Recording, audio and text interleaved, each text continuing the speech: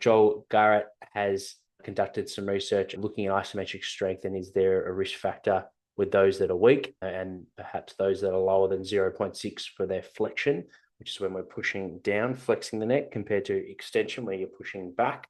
If you're less than 0.6, your flexion to extension strength, are you at a higher risk of having prevalence of concussion injuries? So that's conducted. A lot of AFL clubs are involved in that research. Joel was looking at the 4 different ways that we can look at maximal isometric force capabilities. The test was in seated position to take the variation of using our feet, and it was used against the strain gauge using the Volt equipment, where you're wearing a harness around the neck and you're maximally pushing up against it in those 4 different planes: flexion, extension, and lateral flexion, left to right.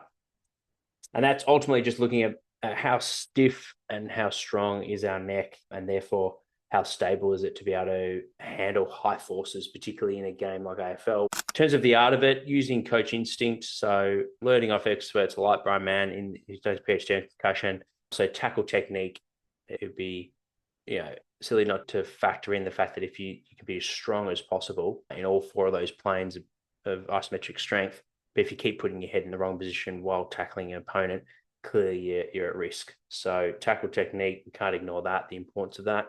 Developing wrestle and functional neck strength, so actually resisting against an opponent, someone who's trying to rip you to the ground, and doing wrestle combat sessions, no doubt will build robustness through the whole shoulder girdle, neck, and trunk core strength. So absolutely, if you have your chance in the off season to do some off season accessory work and you had either you're weak in these areas or you find yourself constantly getting head injuries and a couple of concussions over your career, it might be a good idea to get some extra work in with a combat coach.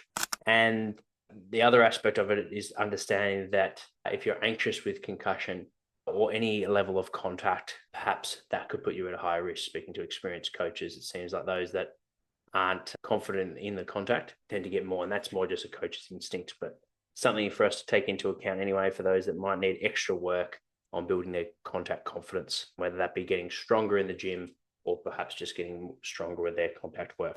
The 14-day protocol. So typically in the AFL, day 0 is when they're injured in the game or at training, to day 2. So day 1 and day 2 is complete rest. So we want to make sure they're symptom-free in normal daily living before progressing them from a physical point of view. Day 3 is where they introduce some aerobic activities, whether if they have no issue being on the bike, but if that's uncomfortable for their back or their neck from the contact, then just getting them go for a walk. So it's a talking pace aerobic activity. To progress each of these stages, they need to be symptom-free and they need to be progressed from the doctor. Day 4, that's where we'll introduce running. So it's 3 sets of 8 to 10 reps of a 60-meter run, 15 seconds on, 15 seconds off, work to rest ratio 1-to-1, pretty easy for AFL athletes. Give them 3 minutes rest in between.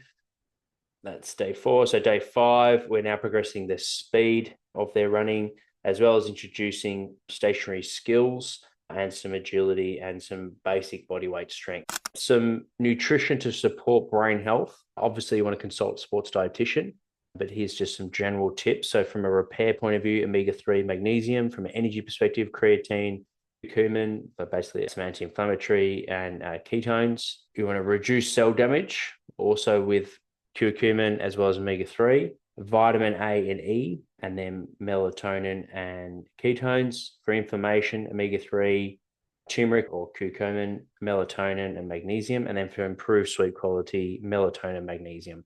So there's some supplementary things that you could do to help with the repair and rejuvenation, as well as the ability to handle the different stresses that the athlete's been put on during that protocol.